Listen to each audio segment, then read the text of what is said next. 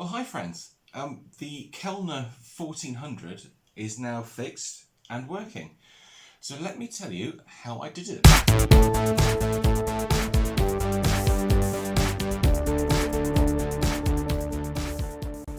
So there was an awful lot of faffing around involved in fixing this cleaner. The original motor, as I suspected in the last video, was partially burnt out. When you looked at the COM, it didn't look too bad actually, but there was a definite clicking, and that clicking is always a clue that it's partially gone. On the rundown, you can do it click, click, click, click, click, click, click, which is basically the carbon brushes bouncing against the commutator, and when they start to do that, you get a lot of sparking or arcing, as it's called, because the brush will leave the surface of the COM, and when it does that, it creates an arc. So the electricity arcs around it because it's always trying to find the shortest route to complete the circuit. So that motor was no good, and it was a really strange motor as well. It was quite long, and you would have seen in the previous video the fan casing was really weird as well. It was just, all in all, it was a really strange motor. I've never seen one like it. It was no good, so that went in the bin. But I saved the white fan casing, the first section of the fan casing, because this cleaner on its bulkhead has a really strange opening which that fan casing fits into. So it was like a stepped kind of shape. So you had like one circle of plastic, and then it stepped down, and then to another wider circle of plastic. So that smaller step actually had to fit inside the bulkhead with the motor mount around it. So it wasn't particularly easy to find a motor to actually fit this cleaner. In the end, this is quite funny, I ended up using the suction motor from a Dyson DC40 upright.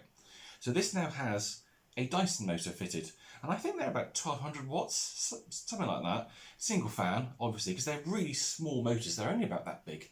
They're really, really tiny, but the fan chamber is quite large, so it's like a decent sized fan chamber. So I took that white piece of fan housing, and I put the Dyson motor into it, jammed it in, and then I built like a cage for it. So there was a cage that I actually had spare from a Hoover Compact, because they have like that kind of shaped cage or clasp really that goes over the motor like that to hold it in place in the Compact. So I took that bit and I turned it around so it's kind of like that kind of shape, and then I attached that to the Dyson motor by drilling a couple of holes through the support and the motor itself, putting a couple of screws in, so you have like an extended motor brace. And that's actually how I managed to fit that motor in this cleaner, because there's a huge gap now. So if you imagine like the motor ends there, so you've got the bulkhead here, the motor is up to this point, then you have all this gap down here that runs to the back of the cleaner. So that obviously needs to be filled, and the motor needs to be held in place, because they've got quite a kick to them, those Dyson motors. When you turn it on, they kick. And basically, if I hadn't have done that, the motor would have just spun. It would have spun itself out of the fan casing. I was thinking about gluing it. I thought in the end, no, that's really not going to do it, because that is a really sort of powerful little motor. And it would have just spun itself out of the mounting. So yeah, I made this mount for it, popped it in. Funnily enough, it was just the right length. It was just the right length, that extended support that ran right to the back, and then I could use the Kelner's original rubber mountings, top and bottom, to put on that sort of support bracket, and it's fine. It's held it in place. It works great. So yeah, brilliant. We have a Dyson powered Kelner 1400. It is a real shame that that original motor was no good, but you know, never mind. You can't have everything, you can't win them all. And recently I've not been winning very many of them. And let's hope the next machine I do actually works out better. Although having said that, I probably not last week, the week before, I sold an Electrolux 302 cylinder vacuum cleaner on eBay. It took ages and ages to get to my buyer, and she contacted me on eBay and said, "Where's this cleaner that I bought?" I said, "Oh, I don't know. I'll just look on the tracking," and the tracking on the Hermes site said it had been delayed for some reason. And just now, so this is Saturday now, so it's like 1.5 weeks after I sent it, it's turned back up on my doorstep with a return to sender label on it. No explanation why. Hermes didn't tell me they were sending it back. I'm like, oh, for God's sake, more problems to sort out. Flipping vacuum cleaners, nightmare. But anyway, I'll get that sorted. So yeah, the Kelner now works. It's great. We can see it going. There's just a couple of things I want to mention.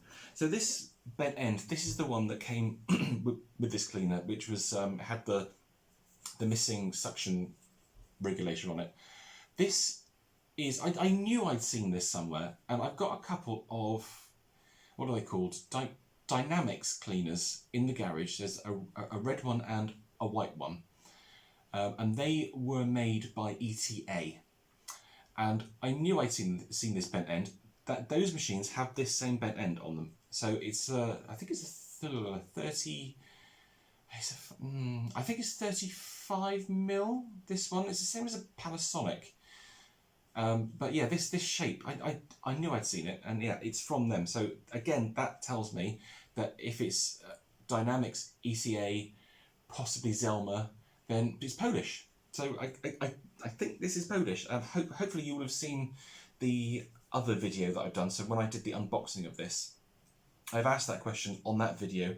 Where do you guys think this machine is from? So hopefully somebody has answered and actually said, oh yes, it's from Poland, it's from Eastern Europe, or wherever. Because I still don't know at this point in time, because I did that other video yesterday.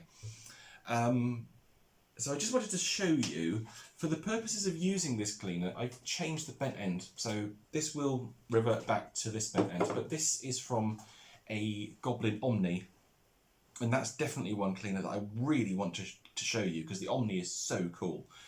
But I can't get to it. It's in the attic, it's buried, but I could manage to get to the hose for it, which is really useful. So we're going to use the Omni hose with this really, really chunky bent end.